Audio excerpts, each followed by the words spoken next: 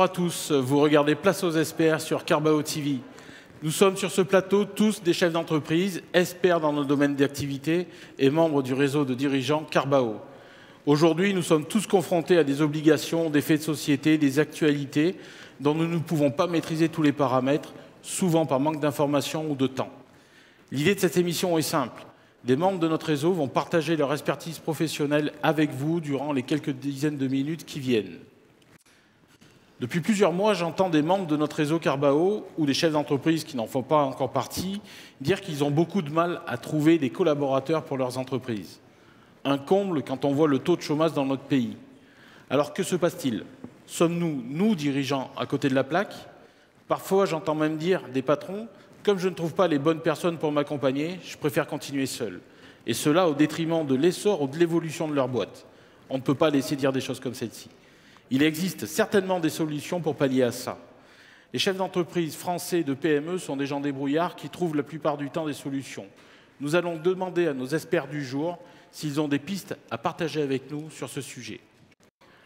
Nous recevons sur ce plateau Joaquina Abelard, fondatrice de la société ActUp, recrutement et conseil en ressources humaines, membre du club Carbao de La Roche-sur-Yon. C'est loin La Roche-sur-Yon. Enfin, c'est loin de Reims où on est aujourd'hui. Merci d'être venu, Joaquina.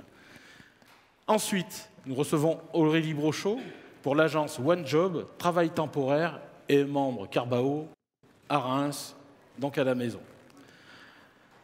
Nous avons aussi le plaisir de recevoir Régis Brizot, dirigeant de Réseau Conseil, faisant partie du club Carbao Lille Purple. En 2 mots, Régis, tu peux nous expliquer ton activité, mais 2 ou 3 mots. J'accompagne les dirigeants de TPE-PME sur tous les pans de leur activité et je coach aussi sur des problématiques plus personnelles les dirigeants. Merci beaucoup. Et enfin, Julien Gastineau, à ma gauche, qui est associé au cabinet d'expertise comptable GEREC et éminent membre, puisque président du club Carbao de Lorient. Joaquina, quels sont les conseils que tu donnes habituellement à un chef d'entreprise quand il va se mettre à la recherche d'un collaborateur qui peut être aussi chassé par des entreprises concurrentes? C'est surtout ça, en fait, le premier conseil que je vais leur donner, c'est de se rendre compte qu'aujourd'hui, le rapport de force, il a quand même changé. C'est-à-dire qu'avant, on avait l'employeur un peu dans sa tour d'ivoire et aujourd'hui, c'est différent. Le candidat a autant besoin de l'employeur que l'employeur du candidat. Et si on est sur un secteur dit pénurique, c'est-à-dire que c'est la question de l'offre et de la demande, on a plus d'offres d'emploi que de candidats en recherche d'emploi, et bien là, clairement, le rapport de force, il est du côté du candidat.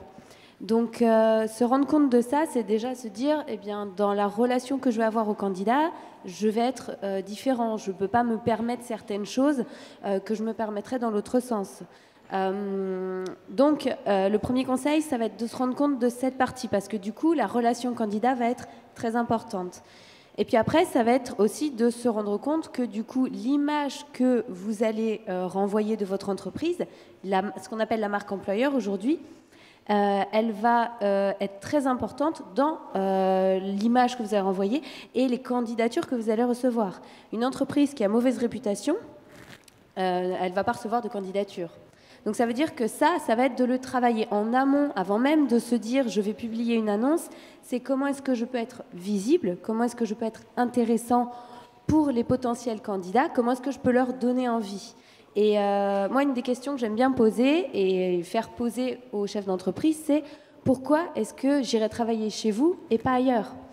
Le fait de juste proposer une offre d'emploi, ça ne marche plus. Il faut qu'il y ait aujourd'hui autre chose. D'accord, merci. Ça va nous amener à réfléchir en amont déjà de la volonté d'intégrer un nouveau collaborateur. Aurélie, je crois savoir que le monde de l'intérim est en train d'évoluer aussi sur ce thème-là. Justement, qu'est-ce que ça peut nous amener comme solution, l'intérim? De pouvoir tester des candidats sur de la plus longue durée, d'utiliser en fait l'intérim, les missions d'intérim comme de la pré-embauche, et surtout de tester ce qui pêche aujourd'hui sur les candidats quand on les trouve, le savoir-être en fait. Ça, c'est un gros problème et un des premiers critères. Aujourd'hui, j'ai énormément d'entreprises qui nous appellent, surtout des TPE et PME, qui n'avaient jamais fait appel à l'intérim, qui ont essayé de recruter tout seuls et qui ont été super déçus en fait de leur recrutement qu'ils ont pu faire. Et la problématique à 75%, c'est un problème de comportement au bout d'un certain nombre de semaines de présence dans l'entreprise. Les gens ont tendance à se lâcher un petit peu, ils jouent plus un rôle, ils sont vraiment dans leur propre personnalité. Ils redeviennent, enfin le naturel revient au galop rapidement. Donc d'accord, donc ça laisse au chef d'entreprise un peu plus de temps pour voilà, tout à fait, analyser pour la personnalité aussi des gens. Tout à fait, oui. D'accord. Régis, on voit que ce que nous ont expliqué les dames qui sont sur ce plateau nous ramène à chaque fois sur le côté humain et aussi sur le savoir-être, puisqu'Aurélie en a parlé. Une embauche s'anticipe, c'est ce que nous dit Joaquina. Dans quel état d'esprit doit se mettre le dirigeant, justement? Quelles sont les premières questions qu'il doit se poser avant cette volonté d'intégrer quelqu'un de nouveau dans son équipe? Alors moi je dirais, en ce qui concerne l'état d'esprit, d'abord il faut qu'il se mette dans un état d'esprit de patience. Le temps de l'humain, c'est pas la même chose que le temps du business, quoi. Moi, on avait l'habitude de me dire dans mes formations, pour construire une équipe, il me fallait 3 ans. Et en effet, en 3 ans, c'était déjà difficile, mais pour avoir l'équipe que je voulais, et donc avec un turnover faible, il me fallait au moins 3 ans de travail, quoi. Et donc une stratégie qui aille avec, court terme, moyen terme et long terme. Ensuite, je dirais, faut qu'il ait un état d'esprit d'accompagnant. Un dirigeant qui n'a pas beaucoup de cadres ou de ressources humaines, il doit se dire que 80% de son job, c'est l'humain. Voilà. Moi, j'ai été formé à cette école-là, 80% du travail, c'est l'humain. Et si on délègue, on finit par gagner du temps. Et quand votre équipe roule sans vous, là, vous regagnez le temps du dirigeant et là, vous pouvez projeter votre entreprise plus loin. Ensuite, je dirais, pas de fatalisme, parce que je dirais aux dirigeants qu'il y a très peu de dirigeants qui ont une stratégie managériale, ils ont tous une stratégie commerciale, donc comme il y en a très peu qui l'ont, si vous en avez une, vous aurez forcément un coup d'avance, quoi. Donc voilà. Donc il faut mettre en place une stratégie. Voilà. Ensuite, sur les questions qu'il faut se poser, quand il embauche, il peut se dire est-ce que je vais embaucher des compétences uniquement ou est-ce que aussi je vais embaucher une réserve de potentiel chez le collaborateur? Toujours dans la stratégie court terme, moyen terme, long terme. Qu'est-ce que va devenir mon entreprise? Qu'est-ce que va être les collaborateurs à long terme?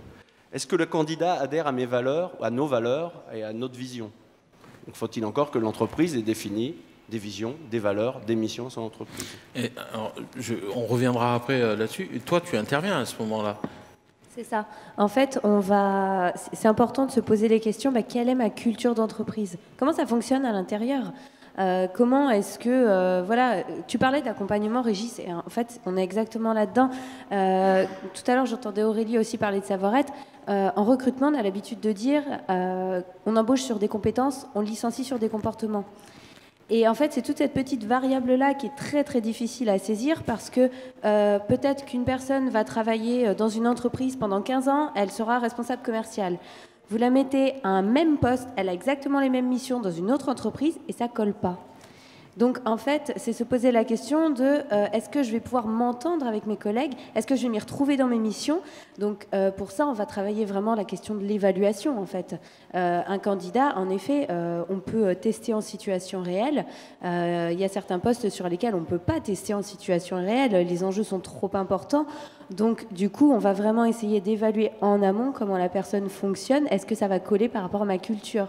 Donc, moi, j'utilise par exemple des tests de personnalité, de motivation, où là, on va cerner la personne et on va se dire, voilà, lui, il a besoin d'être dans une ambiance détendue, d'être dans une ambiance où tout le monde se tutoie. Par contre, moi, dans mon entreprise, c'est pas ce que j'ai à donner. On est plutôt assez strict, assez pointilleux sur les règles. Donc, voilà, il faut essayer vraiment de trouver le juste milieu entre les deux et de se rencontrer, en fait. D'accord.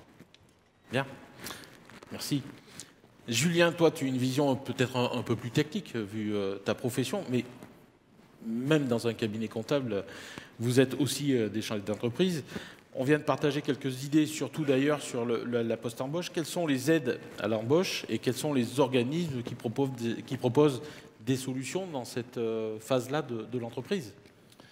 Alors tout d'abord, oui, je te confirme que notre profession est également touchée par les problèmes de recrutement. Hein. Je pense que l'ensemble de la profession ne pourra pas dire le contraire. Bon, comme tu le sais, le gouvernement met en place régulièrement beaucoup d'aides qui peuvent être directes ou indirectes par le biais d'exonération de charges. Alors, on va plutôt les classifier par type de contrat. Aujourd'hui, on va cibler ces aides essentiellement sur les entreprises de moins de 250 salariés. Alors, on va parler dans un premier temps effectivement du contrat d'apprentissage que tout le monde connaît, qui est en pleine révolution et qui est en pleine refonte, encore une fois, sur les prochaines années à venir. Donc là, on est sur une aide qui est versée à hauteur de 4 400 € sur un an, et puis qui va concerner donc les jeunes de moins de 18 ans et pour les entreprises de moins de 11 salariés. Alors, une petite nouveauté à partir de 2019, il peut y avoir une aide également complémentaire pour accompagner le jeune à passer son permis de conduire à hauteur de 500 €. Bon voilà, ça c'est une nouveauté de 2019. Beaucoup d'aides qui ont été supprimées par contre en contrepartie, notamment le crédit d'impôt apprentissage qu'on avait avant sur l'apprentissage, donc qui n'est plus d'actualité désormais, et puis les aides à l'embauche. On a également le contrat de professionnalisation aujourd'hui, qui peut concerner également tout ce qui est CDD, CDDI, qui va se matérialiser par une aide financière par Pôle emploi à hauteur de 2 000 €. On va également parler du contrat initiative emploi, qui va concerner toutes les personnes qui n'ont pas d'emploi et qui ont des difficultés d'insertion professionnelle ou sociale, aussi bien CDD comme CDDI également. Là, on va sur une aide qui va pouvoir aller jusqu'à 47% du taux horaire brut du SMIC, qui va être versé par une agence de l'État qui s'appelle l'ASP. On peut également parler des contrats d'avenir, pas confondre avec les contrats de génération qui a été supprimé. Donc le contrat d'avenir concerne les embauches des jeunes entre 16 et 25 ans qui ont des difficultés d'accès au marché du travail, soit par les problématiques géographiques, soit par problématiques professionnelles et sociales. Là, on parle d'un accompagnement avec un tuteur. Et donc, l'aide est une aide des pouvoirs publics à hauteur de 35% du taux horaire brut du SMIC au niveau du secteur marchand. On passe à 75% sur le secteur non marchand. Et puis enfin, on peut citer deux aides également concernant la partie géographique, à savoir l'exonération sur les zones de revitalisation rurale, qui se transforme en exonération de cotisation. Voilà. Concernant les premiers salariés sur les 12 premiers mois, à hauteur de 150% du SMIC. Et puis enfin, l'exonération des jeunes entreprises innovantes. Il y en a beaucoup en France, et également dans d'autres pays européens, qui concernent donc une exonération de charges sociales sur 7 ans pour l'ensemble des salariés qui touchent un salaire inférieur à 4,5 fois le SMIC. Voilà. Je pense qu'on a fait un bon tour d'horizon. C'est assez chargé et la liste n'est malheureusement pas exhaustive. Voilà. Voilà, on ne va pas rentrer dans les détails, mais pour l'instant, on a parlé en début d'émission de l'état d'esprit dans lequel le dirigeant doit se positionner pour éventuellement intégrer quelqu'un dans sa boîte. Julien nous a donné quelques chiffres qui nous expliquent, ou des solutions qui nous expliquent comment on peut faire. Joaquina, je reviens vers toi. Quels sont les pièges à éviter lors de l'entretien d'embauche ? Alors, moi, le premier piège, et je pense le piège essentiel quand on a son entreprise, ça va être la subjectivité. Le fameux « lui, je le sens bien ». Et ça, c'est le pire, parce qu'en fait, c'est l'instinct qui va parler. Sauf que le problème, c'est que l'instinct, il n'est pas fondé, c'est une impression. Il faut bien distinguer en fait le bon candidat du bon professionnel. Et ça, c'est quelque chose qu'il est assez facile de faire au final, parce qu'on va se dire, voilà, la personne qui est en face de moi, là, elle me vend du rêve, entre guillemets. Peut-être qu'elle me vend du rêve, c'est un très bon candidat, mais c'est aussi un très bon professionnel. Il sait bien faire son travail. On peut avoir l'inverse, un très bon candidat qui se vend très bien, et puis après, une fois en poste, c'est le contraire. Et puis, on peut aussi avoir des très bons professionnels, c'est-à-dire ceux qui maîtrisent très bien leur travail, en fait, qui sont très doués, mais en entretien, ils se plantent complètement. Donc, comment on peut faire pour éviter ces pièges-là ? Eh bien, ça va être de poser des questions très factuelles, de faire des mises en situation, par exemple, très poussées, de dire, ben voilà, je sais pas, vous recherchez, par exemple, une assistante de direction. Eh bien, vous lui mettez plusieurs agendas sous les yeux et puis vous lui dites, essayez de me trouver un créneau commun de 2 heures entre ces 3 agendas. Là, on est sur du factuel. Se donner des grilles d'observation aussi, c'est une façon factuelle de pallier à ce fameux instinct. Pour autant, le feeling, il est important parce que si ça passe pas avec la personne pendant l'entretien, à un moment, ça passe pas. Mais il faut faire très attention à ça parce que c'est souvent une source d'erreurs, positives comme négatives. On peut laisser filer des bons candidats et on peut aussi prendre des candidats où, au final, ça collera pas après. D'accord. Oui, Régis. Oui, j'aimerais rajouter il faut penser à envisager le collaborateur que vous embauchez dans l'équipe déjà en place. Si vous avez construit cette stratégie à court, moyen et long terme, il faut que cette personne ne vous casse pas l'équipe. Donc, il faut être capable aussi d'embaucher quelqu'un qui a moins de compétences, qui va pouvoir les acquérir par la formation, mais dont vous êtes sûr qu'il va compléter et qu'il va augmenter l'équipe. La personne que vous embauchez doit augmenter le groupe. Voilà. Ouais, mais comment on s'y prend? Et après, par les entretiens d'embauche, on fait des mises en situation. Souvent, ça c'est bien. Et souvent, alors moi, je mets un bémol sur le fait que l'intuition, si elle ne doit pas être la seule source d'embauche, doit quand même participer à l'embauche. Donc c'est une vraie complémentarité avec les mises en situation. Tout ça. Et justement, faire rencontrer par exemple le candidat potentiel par les membres de l'équipe, c'est déjà un bon début. Parce que les membres de l'équipe, ils vont poser des questions très factuelles aussi. Donc voilà, on va vraiment voir comment la relation elle peut s'envisager. Et puis on voit si ça passe ou pas, tout simplement. Ouais, on pourrait presque dire, avant justement la rencontre avec l'équipe, c'est refaire un point sur sa propre équipe. Parce que les gens évoluent aussi au sein de la société. D'ailleurs, c'est une obligation qu'ont les entreprises. C'est l'entretien annuel. C'est ça. Donc, ouais, ça peut peut-être aussi permettre de remettre des choses en place. Moi, je conseille à toutes les entreprises de faire une people review par an. On se met à l'extérieur. Une people review. On passe en revue tous ses collaborateurs. Donc, quand on est une très grosse entreprise, on passe en revue tous ses encadrants et les collaborateurs à potentiel. Moi, quand j'avais un hypermarché, ça nous prenait 2 jours. 2 jours, on se met au vert à l'extérieur, on ne parle que de ces hommes et on les envisage. Où est-ce qu'il peut aller? Qu'est-ce qu'il veut faire? Et comment on peut faire en sorte qu'il réussisse son projet professionnel? Et comme ça, vous faites chuter vos turnovers et vous recréez de l'élan chez des gens qui étaient peut-être en bout de course parce qu'on les envisage. Et des fois, vous avouez votre impossibilité à faire évoluer ce collaborateur et un autre de vos collègues dit « je le prends, moi je vais le faire évoluer ». Mais parce qu'on se pose et on ne parle que d'humain pendant 2 jours. Mais c'est pas contre-productif, ça vous fait gagner un temps infini. Parce que vous avez toujours un coup d'avance, en fait. Ouais. Alors, je confirme, c'est vrai que l'entretien annuel, il faut au minimum créer ce moment une fois dans l'année, considérer le collaborateur, ça c'est très important. Aujourd'hui, c'est la cause première qui fait se lever les gens le matin pour le travail. C'est pas la rémunération, c'est pas ce qu'ils font au travail, c'est la considération. Voilà. Ouais. Donc ça, c'est vraiment un moment très important. Et ce moment privilégié, j'ai envie de dire, c'est vraiment l'instant où on est à l'écoute de la personne. On peut parler formation aussi, par exemple, avec lui. Mais avant tout, c'est un moment d'échange, voilà. Et on doit être à son écoute et non pas l'inverse. Bien. Les amis, on vient de voir dans quel état d'esprit on reçoit ou on choisit un candidat.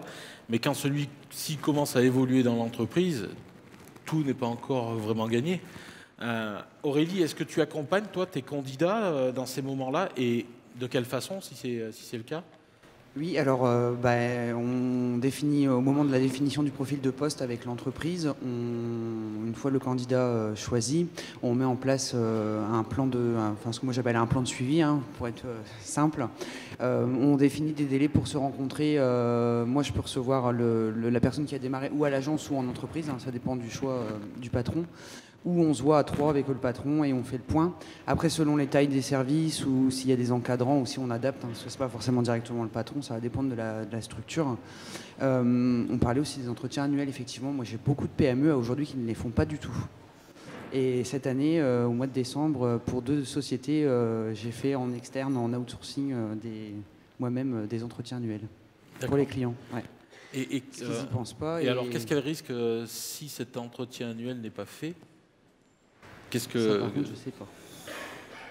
Après, je dirais, tant qu'il n'y a pas de revendication particulière du salarié, l'employeur ne se met pas trop en danger. Par contre, effectivement, si l'employé exige normalement d'avoir cet entretien minimum tous les 2 ans, il doit l'appliquer. Ouais. D'accord. Julien, je sais qu'il y a des choses qui te tiennent à cœur et à moi aussi. Tu penses que certaines solutions sont à aborder en amont et que nos entreprises doivent se rapprocher des établissements scolaires et que nous devons aller communiquer avec les jeunes qui vont arriver sur le marché du travail. Tu me parlais de l'apprentissage. Moi aussi, ça me semble une bonne solution. Tu veux nous en parler peut-être? C'est jeune. C'est un truc qui m'est cher, mais il faut vraiment avant de les intégrer dans nos boîtes, qu'on leur explique aussi quelles sont les valeurs du travail, comment fonctionnent nos entreprises. On a, je pense, un rôle de formateur en tant que dirigeant. Bon, alors là, effectivement, le corps enseignant a du travail aussi à ce niveau-là, de sorte à pouvoir véhiculer les bonnes valeurs du travail, expliquer concrètement ce vers quoi les jeunes s'orientent au niveau des études. Et puis après, effectivement, il y a avec quel support on intègre ces jeunes. Donc le contrat d'apprentissage aujourd'hui, c'est un contrat qui, à mon sens, n'est pas assez utilisé. Les entreprises n'ont pas assez recours à ce type de contrat. Alors peut-être que beaucoup de jeunes aussi préfèrent la filière en continu plutôt que d'aller en apprentissage. Moi, je trouve ça dommage puisque ça permet quand même aujourd'hui aux jeunes de mettre un pied dans l'entreprise, dans le monde de l'entreprise, et en même temps, ça offre la possibilité aux entreprises de le former à leur image, entre guillemets, qui leur permet derrière d'avoir, à l'aboutissement du contrat, un salarié qui est déjà opérationnel. Voilà. Aujourd'hui, en France, on compte à peu près 400 000 apprentis. Ça représente seulement 7% de la part des 16-25 ans, pardon. Donc, en moyenne, dans les autres pays européens, on est à 15% sur cette tranche d'âge, au niveau apprentissage. Donc on a encore un petit peu de travail à faire, je pense. Je sais qu'il y a eu des campagnes publicitaires qui ont été faites l'année dernière, notamment sur l'apprentissage, qui à mon sens était un petit peu maladroite sur le message qui a été passé, qui n'a pas forcément toujours été bien perçu par les entreprises. Donc voilà, c'est un chantier vaste et j'ai l'impression qu'il ne sera jamais terminé, l'apprentissage. Chaque gouvernement essaie d'apporter sa patte ou sa pierre à l'édifice. Bon, je pense qu'aujourd'hui c'est vraiment quand même une très bonne solution. Nous-mêmes, dans le cabinet, on a recours à des contrats d'apprentissage. Et alors, en plus, les 3/4 du temps, quand même, le salarié est fidélisé. Il est formé à notre image, donc il intègre nos valeurs.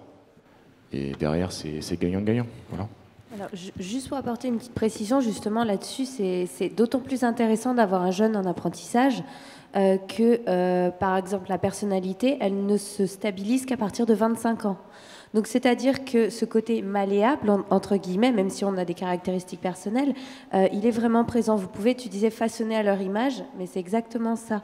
Vous pouvez tout à fait, en fait, donner vos valeurs, donner aussi... voilà, si vous êtes rigoureux, vous prenez un jeune, vous allez tout lui apprendre de la base, eh bien, la rigueur, il peut vraiment l'acquérir et que ça devienne part de lui-même après, parce que jusqu'à à peu près 25 ans, on est toujours en construction. Donc ça, c'est encore plus intéressant de se dire qu'on a toute cette marge de manœuvre. Juste par peut-être une précision au niveau de la tranche d'âge, tant qu'on est à parler sur les modifications concernant l'année 2019, la tranche d'âge normalement avant c'était 16-25 ans et ça va pouvoir être augmenté à 29 ans révolu. Voilà. Bien. Voilà, il est temps de rendre l'antenne, c'est passé rapidement, mais le sujet est vaste et très intéressant. Ce que je retire, moi, de ces échanges, c'est que nous devons peut-être, nous, dirigeants, nous préparer en amont de l'embauche, ce que disaient Joaquina et Régis tout à l'heure, pour être plus efficace et structurer un peu plus nos demandes et préparer le terrain pour mieux accueillir les candidats lors de ces embauches-là. Bien sûr, nous ne sommes pas les seuls à devoir nous remettre en cause, mais nous devons peut-être aussi montrer un peu l'exemple et être... peut-être pas malléable, mais au moins réactif là-dessus. Pour ma part, je suis certain que nous devons aussi préparer les plus jeunes à l'aventure professionnelle et leur expliquer que l'on peut être heureux et épanoui professionnellement, remettre les valeurs du travail par l'exemple avant tout. Joaquina, merci. Ça fait un plaisir de pouvoir échanger sur ce thème avec toi. Aurélie nous a fait comprendre que l'intérim avait des atouts dans cette phase-là. Régis nous met en garde, parfois le dirigeant embauche un peu vite et vit derrière des déceptions. Et enfin, Julien me donne une dernière idée sur le sujet d'émission, la sous-traitance, parce qu'on en a parlé tout à l'heure. Et je pense que c'est une bonne thématique pour la prochaine fois. Voilà, l'émission se termine déjà. Je vous donne rendez-vous pour la prochaine émission Place aux experts. N'hésitez surtout pas à vous abonner sur notre chaîne Carbao TV. Et à très bientôt.